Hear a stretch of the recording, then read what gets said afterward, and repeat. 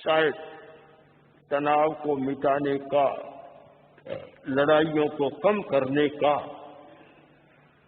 सबसे ज्यादा शक्तिशाली साधन है तो वह है वाणी का संयम, वाणी का विवेक। आश्चर्य की बात है कि बड़े बड़े लोग भी वाणी संयम को निभा नहीं पा रहे। आश्चर्य की बात है। आज ही हमने समाचार पत्र में पढ़ा कि भारत के प्रधानमंत्री ने कहा कि राजनीति में वाणी का शालीनता का प्रयोग होना चाहिए। मुझे अच्छा लगा। आरोप प्रत्यारोप न हो, व्यक्तिगत तो हो ही नहीं। प्राचीन परंपरा भारतीय संस्कृति थी कि संसदीय परदोषम न प्रकाशे, सभा के बीच में या जनता के बीच में दूसरे के दोष का प्रकाशन नहीं करना चाहिए। ये कोई दोष सुधारने का तरीका नहीं है।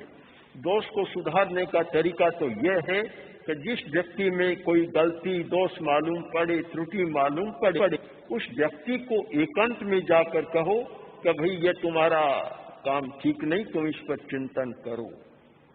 आचार्य भिक्षु के शब्दों में है कि किसी में गलती देखे तो न तो गलती करने वाले को धनी को कहता है, न उसके गुरु को कहता है, लोगों के सामने बकवास करता रहता है। उस व्यक्ति का विश्वास कैसे हो सकता है? तो एक बहुत बड़ा कारण है समाज में तनाव पैदा होने का वाणी का असंयम। एक व्यक्ति किसी बड़े नेता की आलोचना करता है, पूरे दल में तनाव पैदा हो जाता है, कभी कभी पूरे राष्ट्र में तनाव पैदा हो जाता है। इसलिए सब जगह तनाव ध्यान के द्वारा ही नहीं मिटता। संयम भी बहुत बड़ा साधन है। संयम, अगर संयम होता है तो स्वयं में भी तनाव नहीं होता और दूसरे में भी तनाव पैदा नहीं करता। ये संवेगों के तनाव यानी कषाय बहुत बड़े तनाव का कारण है। जिस व्यक्ति का कषाय शांत है, तनाव पैदा नहीं होता। एक व्यक्ति आया गुरु के पास, बोला कि गुरुदेव मुझे शांति का मार्ग बताओ।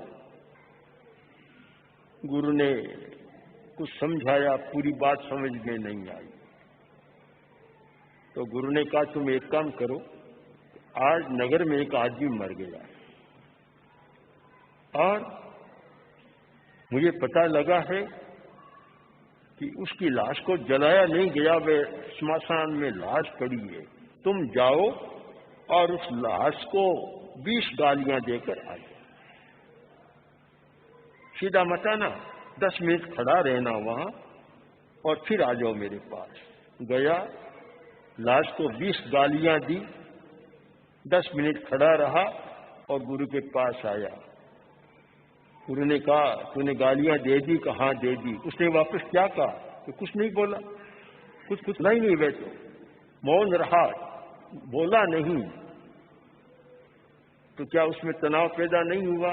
कि बोला ही नहीं, तनाव पैदा नहीं हुआ। गुरु ने कहा कि जिस दिन तुम भी जीवित मुर्दा बन जाओ, जीवित मर, एक शब्द होता है योग का, कठिन शब्द है कि जीवित मुर्दा, प्राण शक्ति है पर कुछ कामों के लिए मुर्दा बन जाए। कोई भी आदमी आकर तुम्हें 10 गालियां दे दे, तुम शांत रहो, बिल्कुल उत्तेजना न करो, तनाव में न आओ, तो शांति का रास्ता तुम्हारा खुल जाएगा, शांति मिल जाएगी। और जब तक एक शब्द को सुना और तत्काल तनाव में आ गया, रोष में आ गया, स्थायी शांति कभी हो नहीं सकती। ऐसे लोग होते हैं जो कठपुतली का व्यवहार करते हैं। हमारी दृष्टि में 2 प्रकार के लोग होते हैं, एक स्वतंत्र चेतना वाले लोग और एक यांत्रिक चेतना वाले लोग। कठपुतली की तुलना जिनसे की जा सकती है। ऐसे लोगों का जीवन बड़ा विचित्र होता है। अगर कोई दूसरा चाहे तो 1 मिनट में उनको राजी कर, थोड़ी प्रशंसा करो, राजी हो जाएगा।